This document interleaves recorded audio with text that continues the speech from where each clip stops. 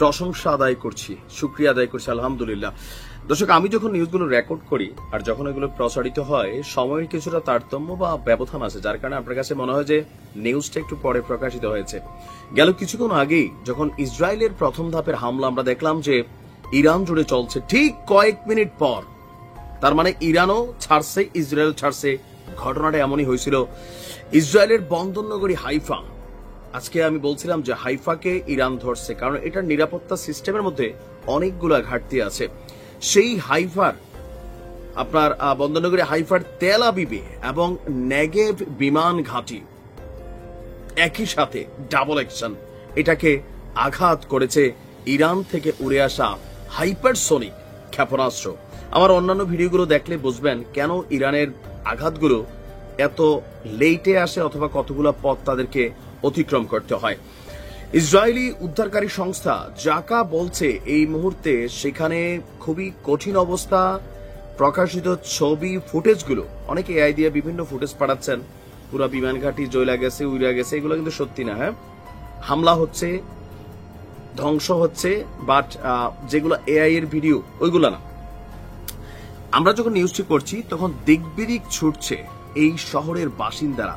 আমার কাছে কেন জানি বারবার গাজার দৃশ্যটা মনে হচ্ছে এই ধ্বংসস্তূপ দেখা আর মানুষের দিকবিদিক ছোটাছুটি দেখে। ইসরায়েলকে লক্ষ্য করে কয়েক ডজন হাইপারসোনিক মিসাইল ছড়েছে ইরান। আন্তর্জাতিক গণমাধ্যমগুলো বলছে যে ভিডিওতে শহরে বিস্ফোরণের দৃশ্য ধরা পড়েছে এবং কি বার্তা সংস্থা রয়টার্সের ক্যামেরায় হাইফা শহরে বিস্ফোরণের দৃশ্যগুলো আবার মিডিয়াতে আসছে, কারণ ইসরায়েল এগুলো প্রকাশ করে না। ইসরায়েলের জাতীয় জরুরি সেবা সংস্থা বলছে যে ইরানের মিসাইলের আঘাতে নগদেই বেশ কিছু মানুষ আহত এবং নিহত হয়েছে।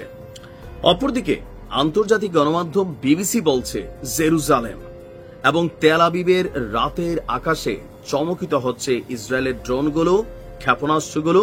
বিস্ফোরণের শব্দে অন্ধকারের বুকে জেগে উঠছে থেকে থেকে আগুনের শিখা, কারণ আয়রন ডোম ইরান থেকে আগত ক্ষেপণাস্ত্রগুলোকেও প্রতিহত করার চেষ্টা করছে।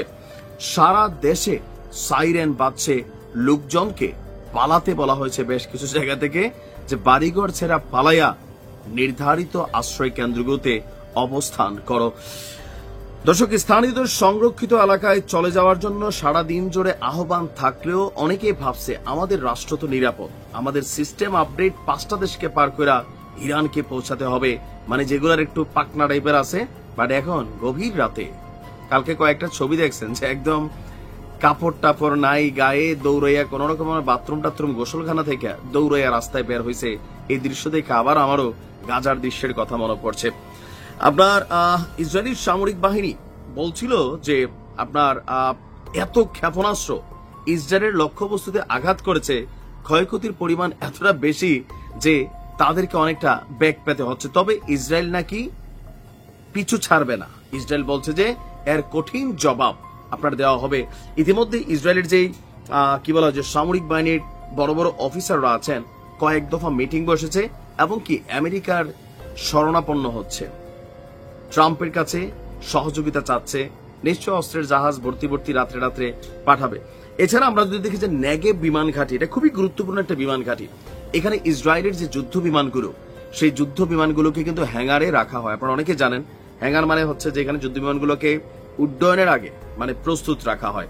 তবে এই বিমান ঘাঁটিটা খুব বেশি ক্ষতিগ্রস্ত হয় নাই, কিন্তু কিছু জায়গাতে সামরিক যে কাঠামো আছে, অবকাঠামো আছে, এগুলো ক্ষতিগ্রস্ত হয়েছে।